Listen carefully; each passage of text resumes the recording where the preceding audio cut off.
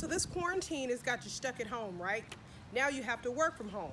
Working from home is not an easy task, especially if your office is not set up to function and flow well for you.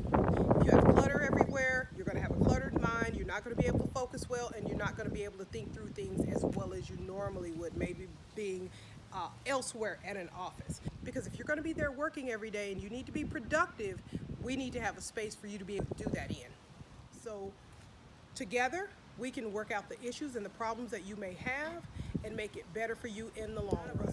But if you're currently working from home and you don't have an office, I can create a makeshift office that will work for you. And even if you want it to look nice, I can help you get that to the point where it looks great and it works well and you're happy.